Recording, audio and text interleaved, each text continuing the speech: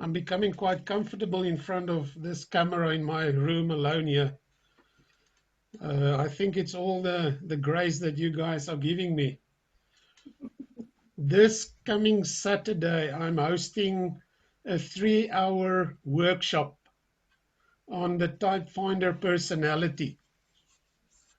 For those who don't know, the Type Finder personality is a personality analysis that one can use to help your clients discover more of their personalities.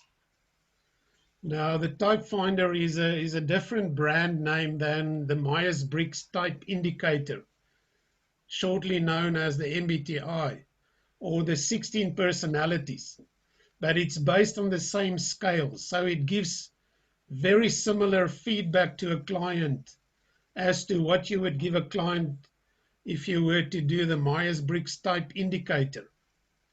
So it's basically the same, but copyright in the world is upside down with the internet. So the Type Finder is a brand name in itself, and it's based on the work. The Type Finder personality analysis is based on the work of Carl Gustav Jung, but so is the Myers-Briggs Type Indicator. There were some coaches and students that wanted a bit more information about understanding whether we're not overstepping boundaries in terms of copyright. Now, the answer is no, we're not. The Type Finder that I'm going to equip you to use in this coming Saturday's workshop is a very powerful tool that I use in my coaching. And it measures on 4 scales of opposites. Where do you focus, how your brain processes information, how you make decisions, and also what's your preferred lifestyle. So in the end, you get a 4-letter profile like ENFP or INFP or ESTP or ISTJ. There are 16 different ones. Now, what I would like to teach you on Saturday is how to use this instrument, or what I refer to as a coaching tool, how to use this coaching tool in your own coaching. For $150, it's a bargain. I am going to touch on it later in the year in the 4th course, where I'm going to show you actually how I sit down with a client online and how I give a client feedback by using the Type Finder personality analysis. So there is a 2nd session, but I've been thinking, reading, giving feedback using the Type Finder, or in the past using the Myers-Briggs Type Indicator for the past 20 odd years in my own coaching, and previously in my own when I had a psychology practice. So it's a very powerful tool that one can use, and you cannot get enough information or learn too much about this in the using of this, and how to use it to benefit your client and how to help your client grow. So I highly recommend that you do the workshop. Obviously, if you can, and if it's logistically possible and you haven't made some other arrangements for this coming Saturday. But it would be good for you to sit in and listen to what I have to say about the Type Finder personality analysis for your own growing. One thing, if you're joining me this weekend for this workshop on Saturday, you need to have a laptop or a PC so that you can follow me what I'm doing. If you don't have that, it's going to be difficult for you. You can still follow me, but the increase in value is reduced. It's good to follow me on a laptop or a PC, or if you've got a MacBook or whatever you use, what's your drug of choice there. But it would be good if you can follow me on your computer and sit in front of your computer and not sit and listen to me via your phone and Zoom via your phone. I am going to do it on Zoom, but if you can sit in front of your computer, it will help you a lot to follow me. You can do Zoom and connect with Coaching Connection at the same time. That's what I have here at this moment, so don't worry about that. I'm looking forward to the workshop. It's really going to benefit you, and I'm going to teach you something that's going to be good for you, especially expanding your toolbox, your coaching toolbox. You need to start to put things in your coaching toolbox that you can use in your own coaching. It's one thing to do just a meaningful conversation or just to have one tool, but I would like you to have a lot of tools in your toolbox. Some people only have one tool and they use that one tool, and I can assure you, you can have two, maybe three sessions with one tool, and then what do you have then? You need more than that. You need some tools to take it, the client further than just a 2 or a 3 session journey. So the Type Finder is one of those tools that I would like to introduce you to. Some of you already know that. Some of you even have already your profile, especially those of you who've done it in the past with me. The face-to-face training, that you might already have your profile, but I'll show you how I use the Type Finder personality analysis in Coaching Connection. It makes it quite powerful, compact. It's there, it's available, and there's a lot of resources built into it so that you can give very valuable feedback to your client. So I just wanted to bring you into the picture as to this Saturday's workshop. And really, it's a bargain to have me for 3 hours and you only pay me 50 Rand an hour. Some CEOs dream about that.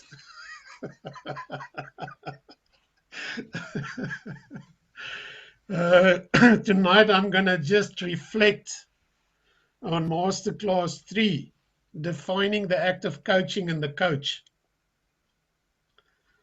Let me just share my screen with you.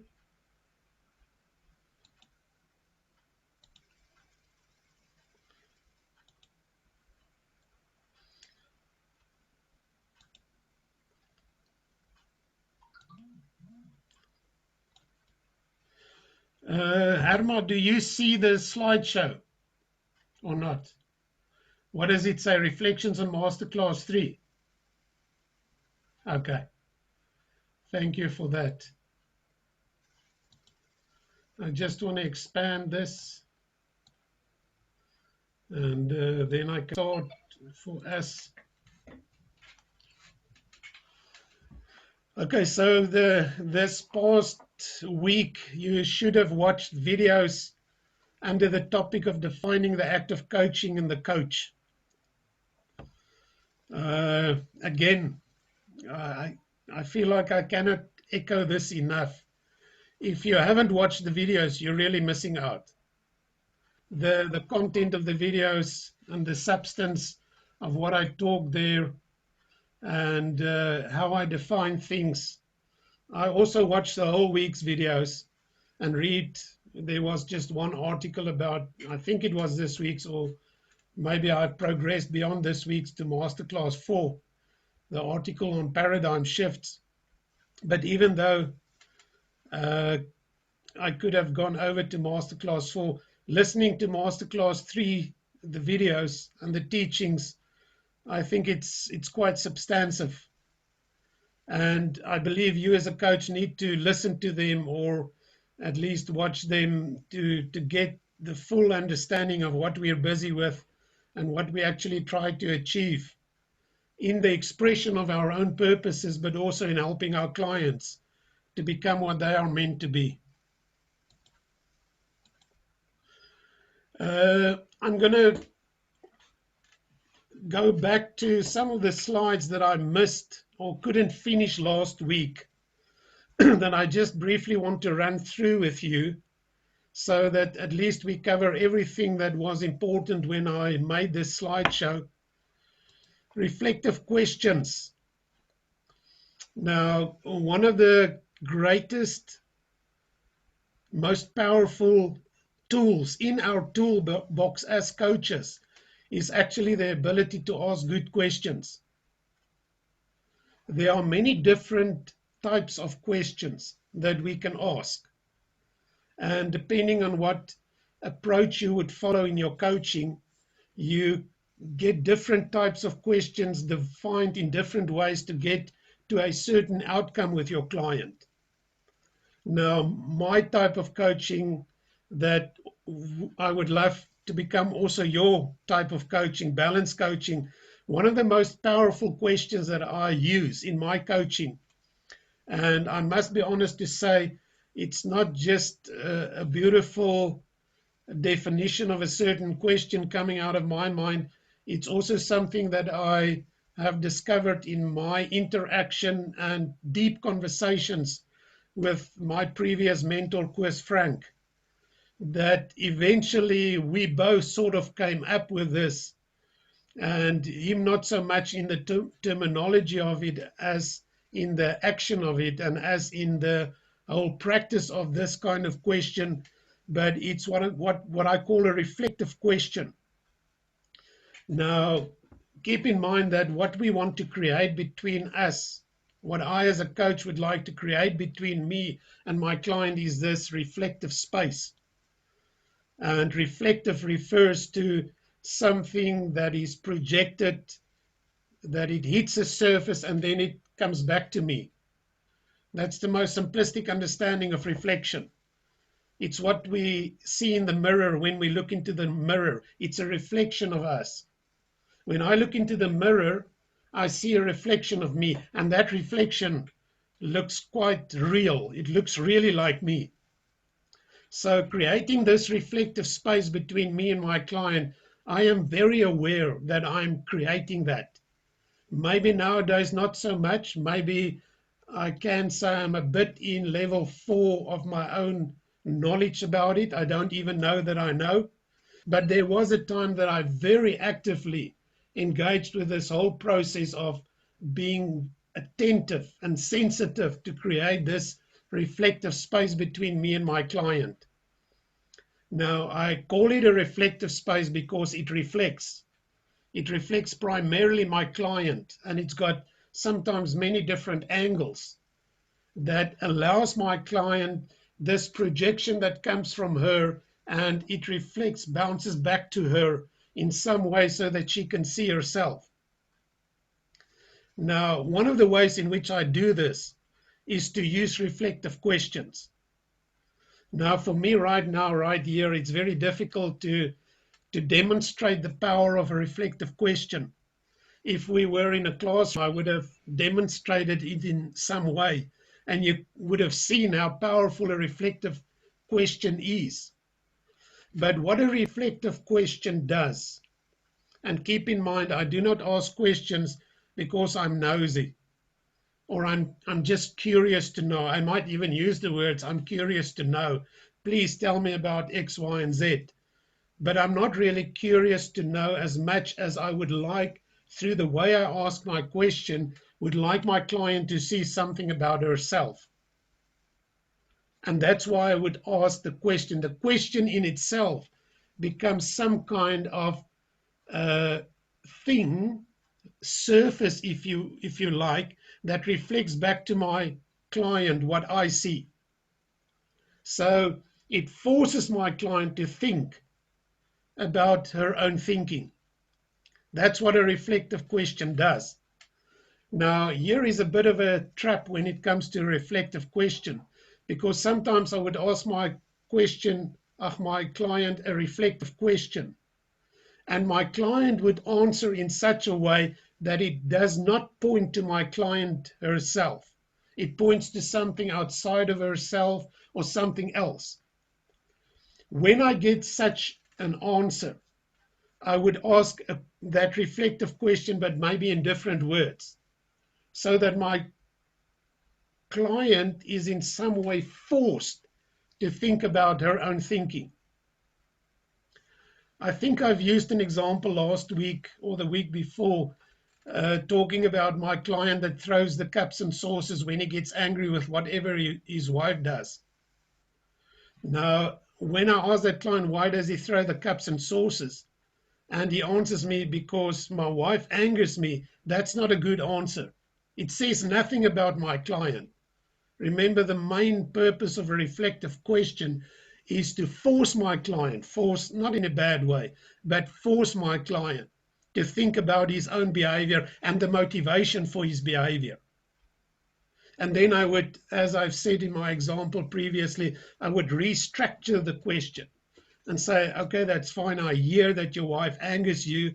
And when she angers you, then you throw the cups and saucers. But tell me what goes on inside of you that triggers, without telling me it's your wife, what triggers inside of you that you throw the cups and saucers? Now, usually my client has to think deep. He has to think about himself.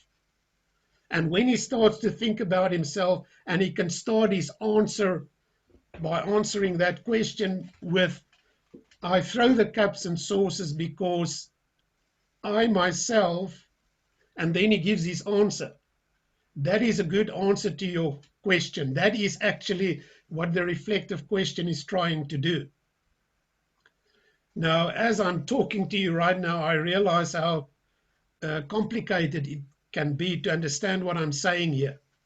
What do I really mean by a reflective question? In essence, and I'll demonstrate this in our fourth short course, when I do an actual demonstration for you with a client, one of you that will be my volunteer client for the day, that I will use some reflective questions, and then I'll show you actually how powerful it is to use a reflective question to force my client, again, not in a bad way, but to force my client to think about why she does things. Because the moment we think about that, we can start to become self-aware of why we do certain things. And the moment we become self-aware, we sort of can gain some mastery, or at least handles on why we do what we do, and we can change that. Because a lot of what we do as coaches is facilitate change. That is actually a fundamental thing that we do for our clients. Now, another thing I just want to reflect on is that you as a coach should start to draw a distinction in your thinking about what is a process and what is the content. It's very important to draw that distinction for your own sanity, but more so for facilitating a process for your client. It's very important that you trust the process. To trust the process, you have to have some kind of organic thinking that underlies your thinking. You have to believe that there is a process going on with this person called your client, and that you're entering at some point in that already ongoing process with your client, and that you would like to assist the client by facilitating that short part that you're allowed to journey with your client, something that can help your client to become more of who she is. But the process is like a vehicle, as opposed to the content, which is the content of your client's story. If I can draw that distinction between process and content. So for us as coaches, it's very valuable to be aware of process, to create and to use certain vehicles that would take your client to where she is currently to where she would like to be. And I think I used the example in one of the videos that traveling to Cape Town, that would be the content. I want to travel to Cape Town. But the process that I use to attempt this journey could be different. I could fly down to Cape Town with an aeroplane or a chopper, or I could ride in a car down to Cape Town, or I could take the train. So aeroplane, chopper, car, and train all indicates process, the way in which we achieve a goal, the way in which we journey, the way in which we come from point A to B, the way in which we go from current state to desired state. That is the process. And often our sensitivity to the process as coaches help us to help our clients to make the journey somewhat easier. The content is something different.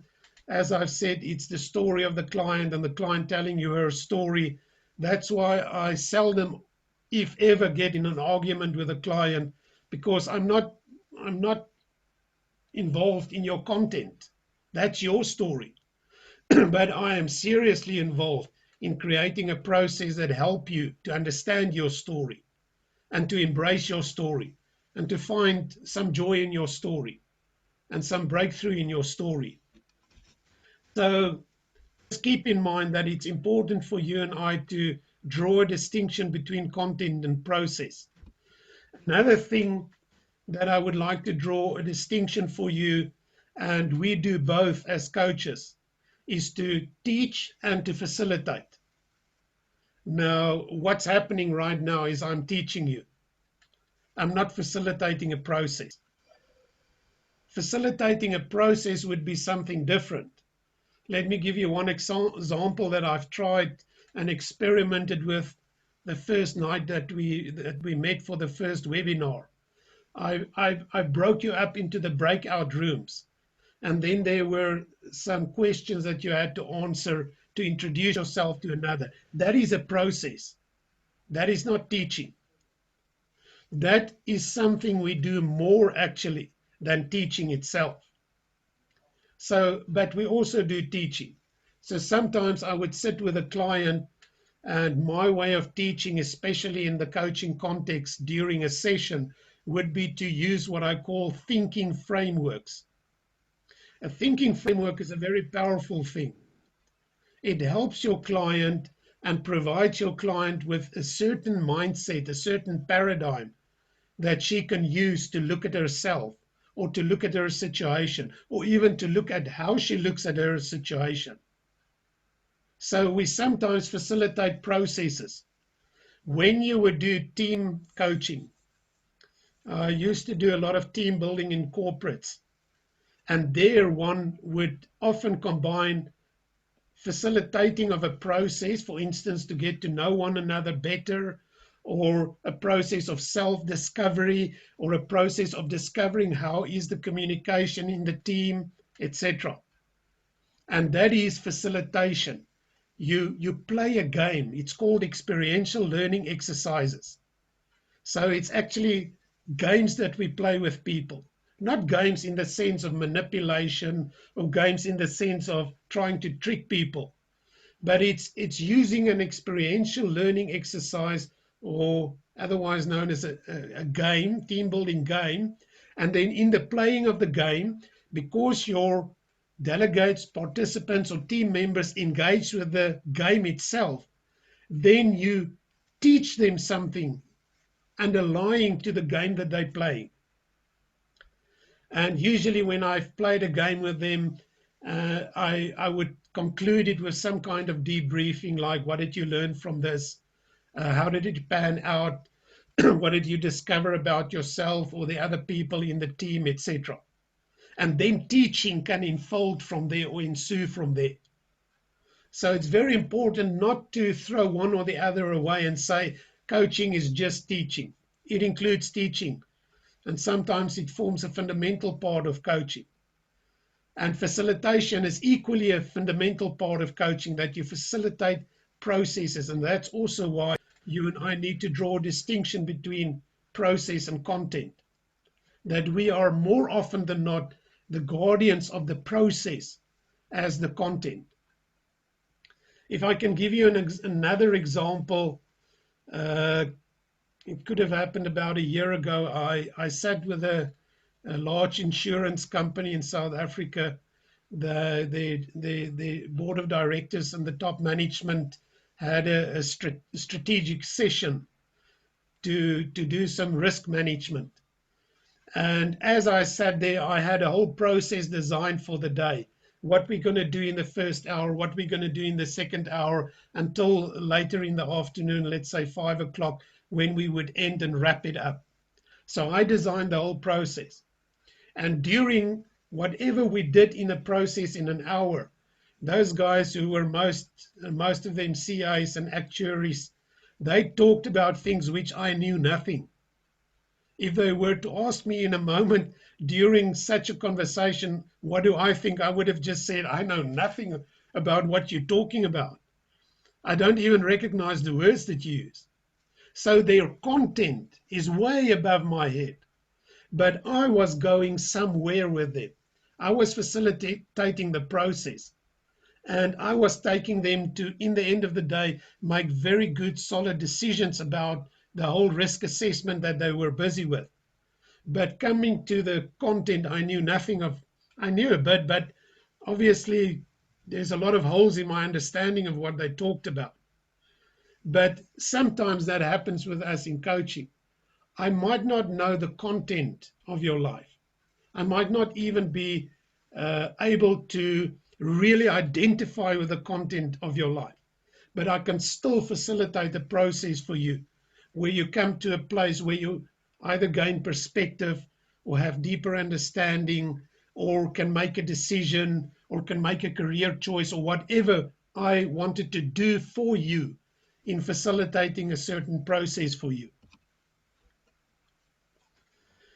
And then there was also a question of something I said, that the client's perceptions of the coach determines whether she is willing to receive from the coach. Now, I have, not often, but in my career as a coach, I did meet people that didn't see me as one that could assist them or help them or facilitate some kind of process for them. They didn't see me as their coach. For those people, I could mean nothing. Not because I can't mean nothing. I can mean a lot, but because they didn't see me as someone that can mean something to them. So one of the fundamental variables, one of the fundamental elements that do play a part, that does play a part in whether my client receives what I have to give for my client, depends on how my client sees me. And I think in the video I heard myself saying it's similar to, in the Bible it says only those that recognize the prophet will receive the gift from the prophet. Only those that really recognize you as someone that can help them, will receive the help that you can offer them. So it's not something to break your head about. I mean, Jesus Christ couldn't even convince the whole world that he is the most amazing person that ever lived. And how the heck are we going to do that? So if you do find a client in your career as a coach that come by and he says you are just so useless, then don't build your whole identity around that rejection. It's not worth it. For things like that, we need to let it go. At first, we can't, because it's like our credibility and our competence is contaminated by what this person thinks. But eventually, let it go.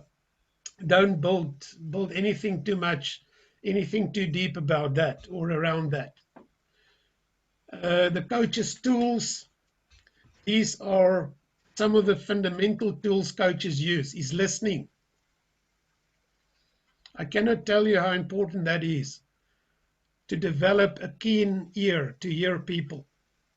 Later in the year, I think it's in the next short course, you'll see how deep I go into describing and explaining the whole act of listening and how important it is. Asking questions, like I briefly mentioned earlier, to ask a question and to ask a good question. It's very powerful. Uh, if I can really get you, by the way I ask questions, to think, I feel like I'm achieving something.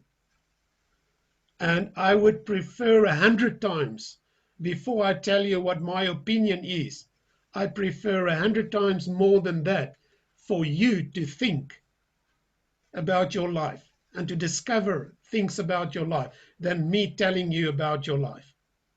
And I achieved that specifically through asking good questions.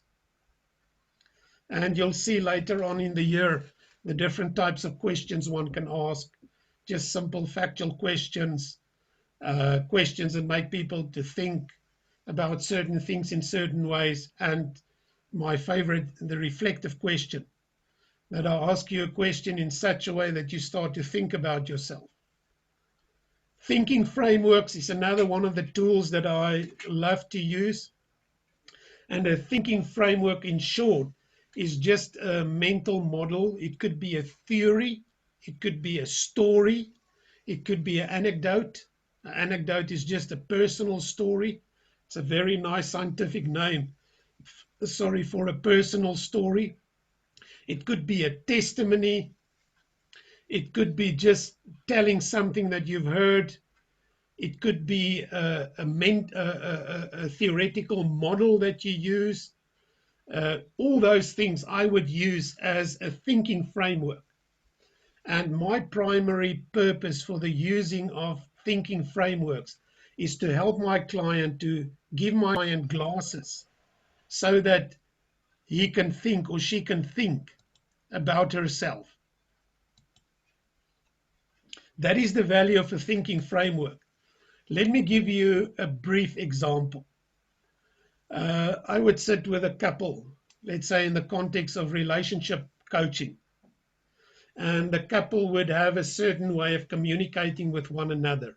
We all have patterns, ways in which we communicate with one another, especially when we're married.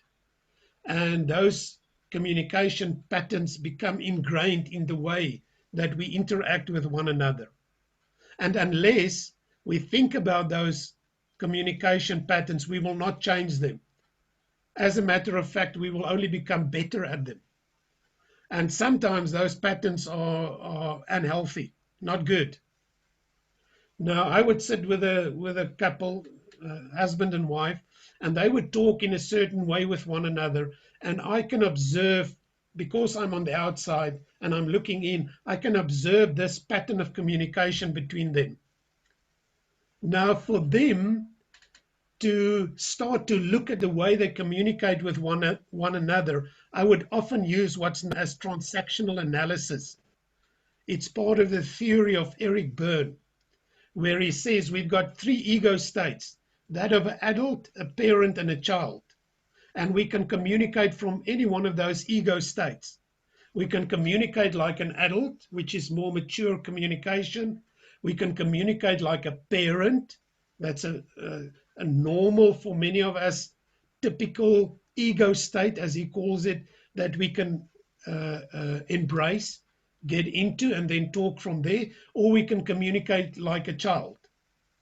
Now, sometimes in the communication, coming back to my example, the wife would talk to the husband as if he's a child. And she would typically talk like she's a parent. Now, they cannot see it anymore. They just go for it like that. They just got used to it like that is the way we communicate. Now, I would at some point in time just stop the conversation and say, let me explain something to you. And I would explain this to them. The adult, the parent, and the child ego states, and how we can communicate from that position. And then I would question her and ask her, what state do you think are you in when you talk in that way to your husband? And chances are, and in this case it was like that, she would say, I'm like the parent. And then I would turn to the husband and say, how's that working for you? And obviously he said, no, it's not working for me. I said, okay, you hear your husband says that kind of communication is not working for him. And then I would ask the husband, in what ego state were you when you had this communication right now? And he would admit, no, I was in the child state. And I would ask the wife, how's that working for you? And she would say, no, I dislike it when he's like that. He's like a child throwing his toys out of the cot. Now, what I'm doing there is giving them a thinking framework to look at their communication patterns. It might not resolve it immediately. Most probably it won't. But at least I'm giving them, let's call it non-judgmental and non-subjective non-subjective thinking framework to now look at their communication patterns. And when they put on those glasses to look at the communication patterns, chances are that they will gain some understanding of the dynamics between them and how they communicate, and they will even be able to start to change that dynamics that exist between them in the communication. So I would use thinking frameworks apart from listening, asking questions. And then the fourth one that I'm keen and enjoy to use is people development resources.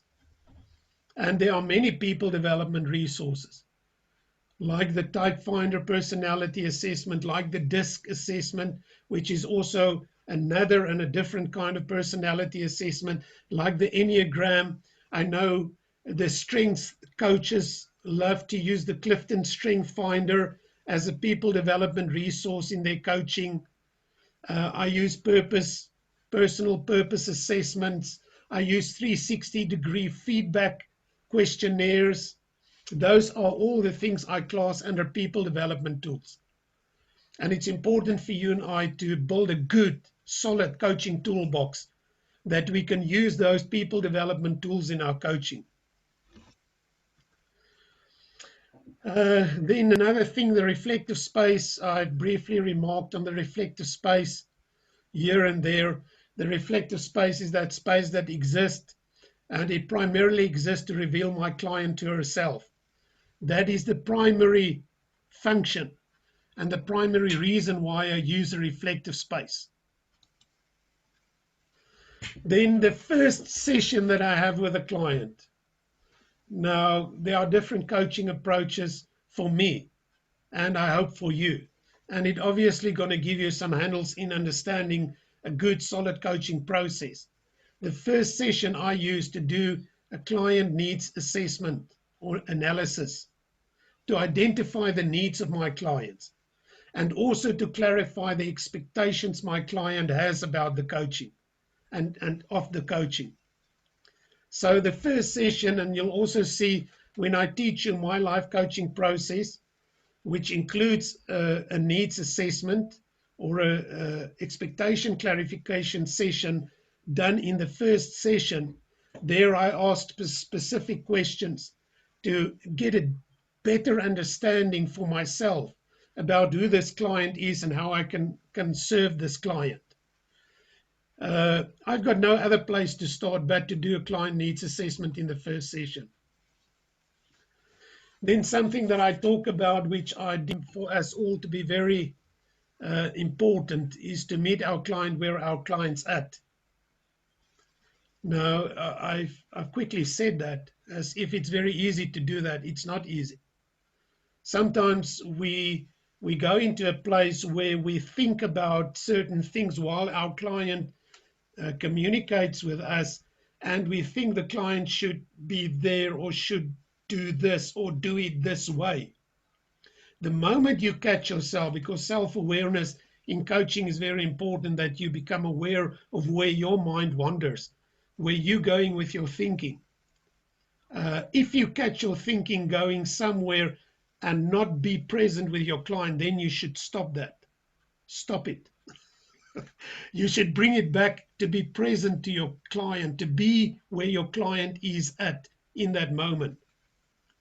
It's very important that we train ourselves and that we eventually master the ability to be present with our clients.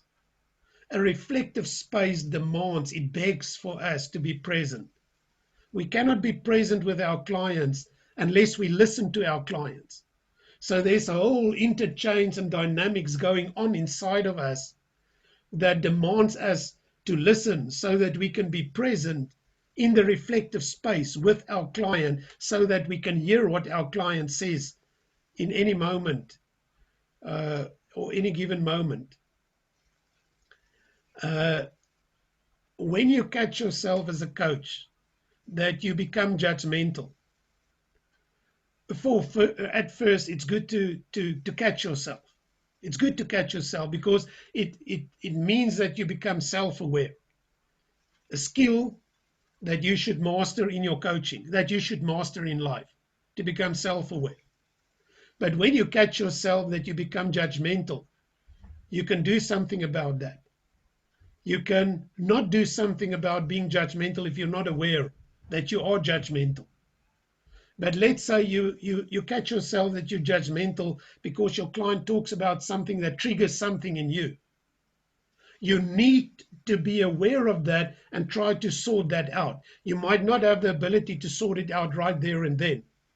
And that's why it's so important for you and I to have mentors or other coaches that we can create a reflective space with them to discuss with them our own internal experiences that we have with certain clients. Because in that reflective space, a lot of meaning can come to us. And I had Koos, I don't have a mentor currently, but in my conversations with Koos, when I reflected with him around things that I experienced in my coaching, 100% of the time, I gained perspective about where am I, why I could have felt like I did, why my thinking led to where it went, why I became judgmental, etc. I understand I'm the instrument of my coaching, and partly to keep this instrument in a good shape, I need that reflective space with someone else where I can reflect with that person in a sensible way, non-judgmental way, not to Skinner, but to understand.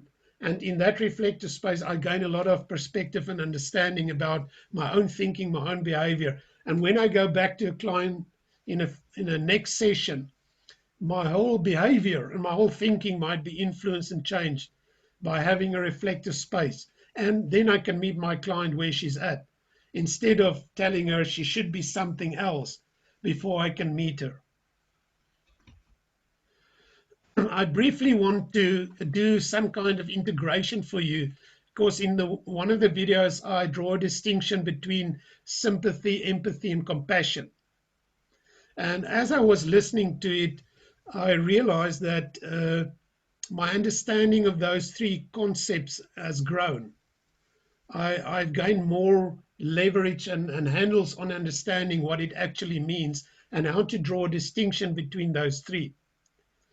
And if you've watched the video of Brené Brown on empathy, you'll get a good understanding how she draws a distinction between sympathy and empathy, where sympathy is very surface level.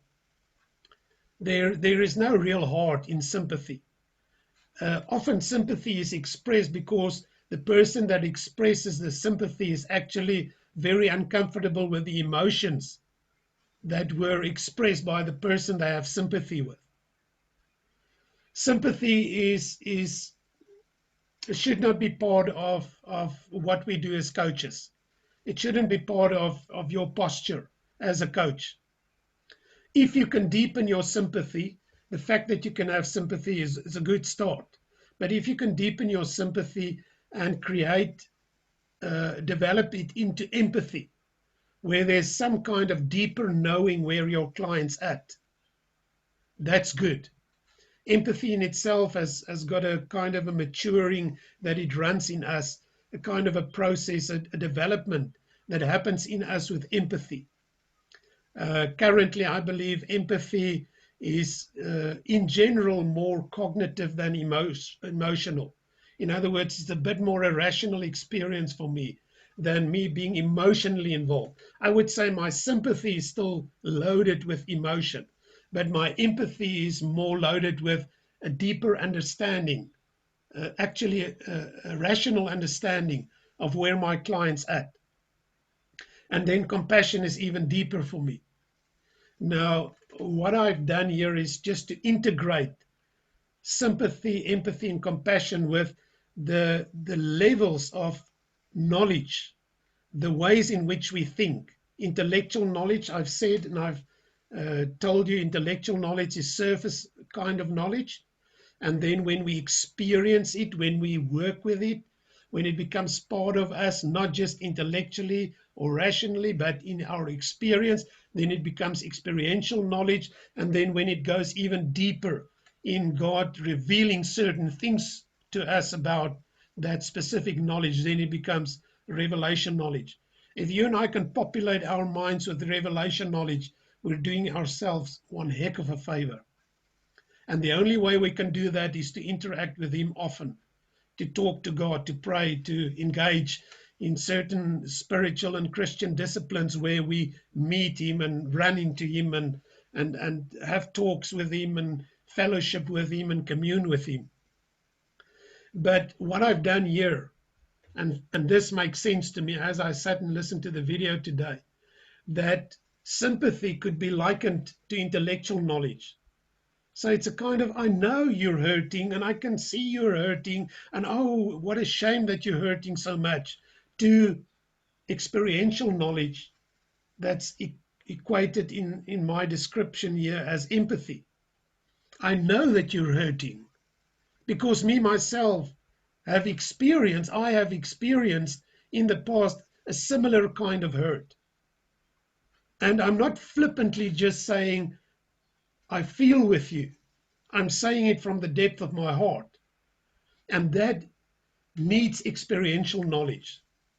It needs to relate and link with me when I really want to have empathy with my client, with me knowing that my client is going something sort of similar that I've experienced that caused a deep impression on me, that could have brought hurt to me or pain or brokenness to me.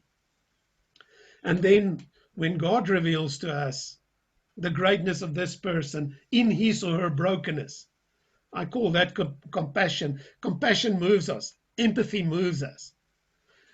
Empathy and compassion moves us towards our clients. Sympathy moves us away from our clients. That is a sort of a great distinction one can draw between sympathy on the one hand and empathy and compassion on the other hand. Compassion would sometimes move us to tears. Is that okay for a coach? I don't know. If I cry with a client, just let me be.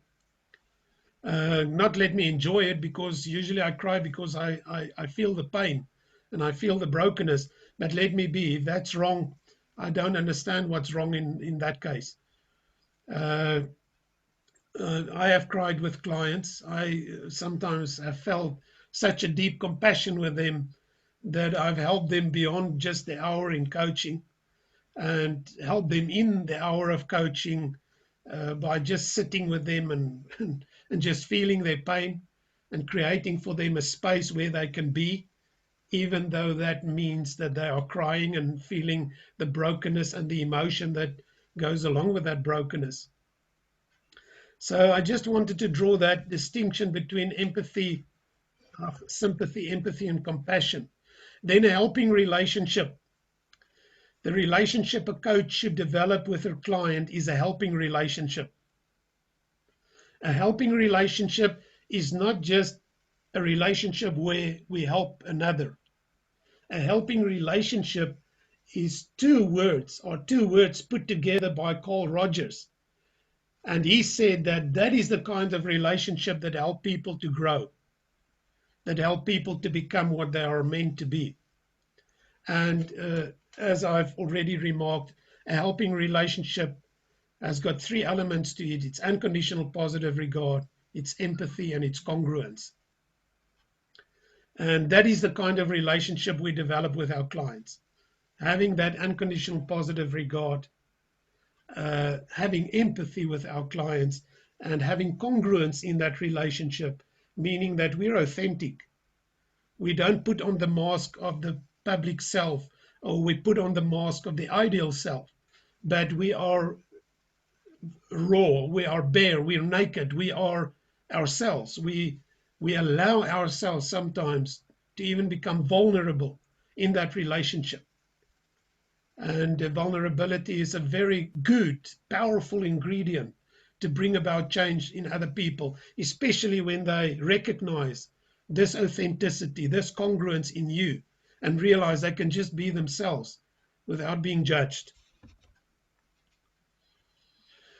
Just want to make a sideline remark about unconditional positive regard. Unconditional positive regard is not unconditional agreement. If you do not draw that distinction, you'll find it very difficult to integrate your own ethics, your own value system with this whole thing of having unconditional positive regard with your client. Because you might think that to have unconditional positive regard, I now must throw out my value system and don't believe that there's right and wrong. No, that's not what I'm saying.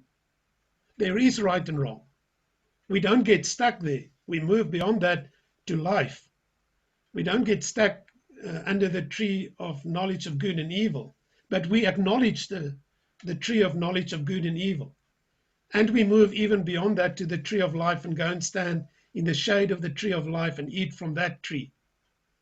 But if you think that unconditional positive regard is to unconditionally agree with what your client says or thinks or does, then you don't understand what unconditional positive regard is.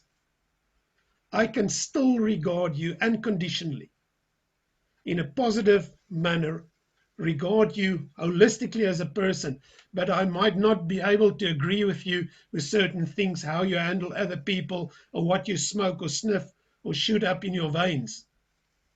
I might tell you, if you were to ask me, that's not good for you, and I think you're destroying your life.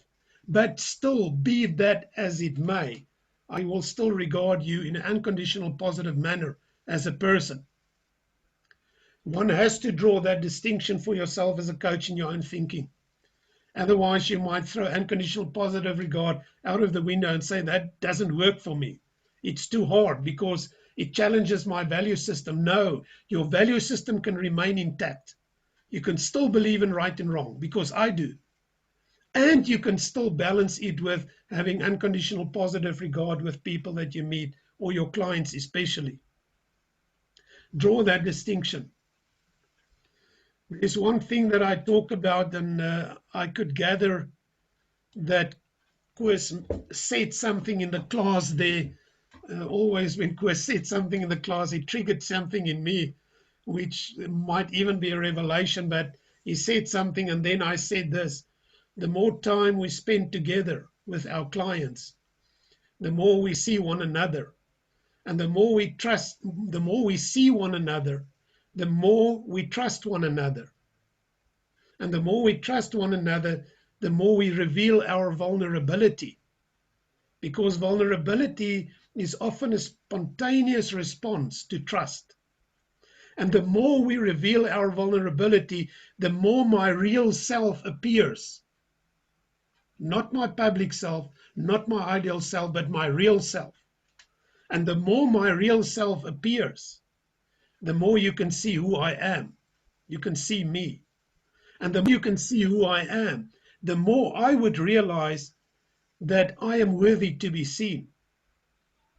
And the more I realize that I'm worthy to be seen, the more I will become who I am. I've got it in the slide here. This is worth your meditation, because this is fundamental. And we might not get it at the first bounce, but you should think about this and go and read it. Even if you have to read it 10 times to get grips on this. But what it boils down is that we open ourselves as coaches to really see our clients, to sit, to be present, to create a reflective space, to listen to our clients, intentional listening. And then our clients will start to manifest. They will start to even manifest their vulnerability. And they will see their vulnerabilities as human beings are not rejectable. And when they see that, they will know that they are worthy to be seen. And when they know that, they will become more of who they know they are, because that is worthy to be seen. Just go and spend some time meditating on this little circle with all its elements. It's really worth it. And then there's another metaphor, and I'll conclude with this. Again, I haven't finished my slideshow, but I'll pick up here next week on where we end tonight. Is that you as a coach should have the mentality, the posture, the paradigm, the whole attitude of a gardener. And the attitude or posture of a gardener is to understand and trust that the potential of the seed is within the seed. There's a powerful statement saying that I believe in, that in every seed there is a forest. Think about it. In every seed there is a forest.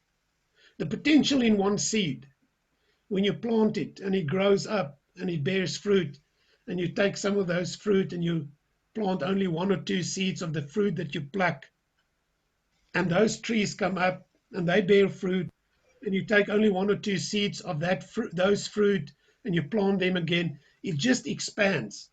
It's similar, the idea for me, to that it takes only one match, one spark to burn down a whole forest. That's the power of one spark. That's the power of one seed. Now, we as coaches need to understand that our participating in the life of another, so that that life can become, and not just become anything, but become what God meant this life to be, would mean that we step into this posture of being gardeners, that we would have this attitude that we trust in the seed, we trust even in the creator of the seed, that he has placed within that seed all the potential for that seed to grow into this beautiful tree that it was meant to be. And our role in this, granted by grace, is that we take that seed and we plant it in the right environment, the right ground. We give that ground in which we've planted the seed the right manure. And we allow it to grow by watering it. And we trust that that seed will become everything it is meant to be. But our role in that is to create the right environment for that seed to grow in.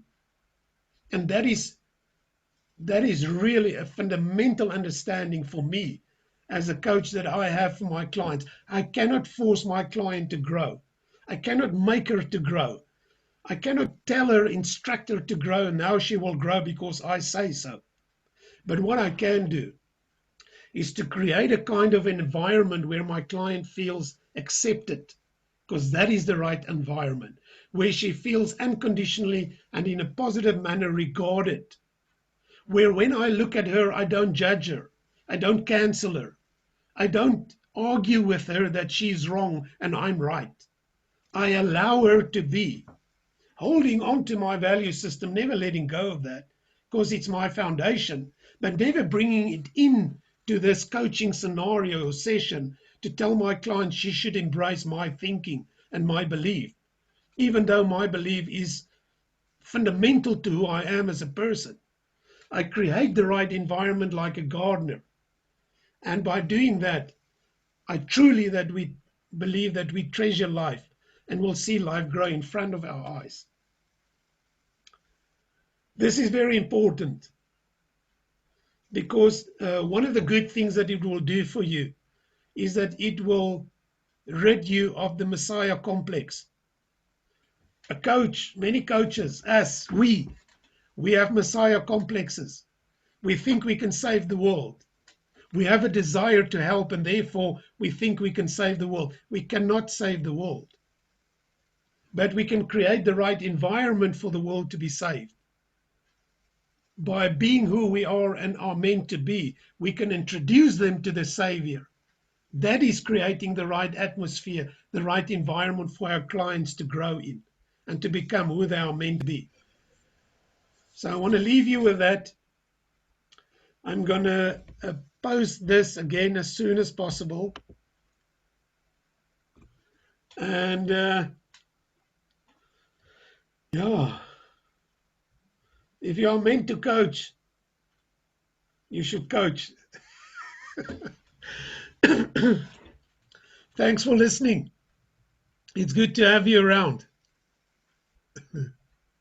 Thank you, Nico. It's great. Dankie, Nico. Dankie, Nico. It's a pleasure. Dankie, Nico. Dankie Nico. Bye.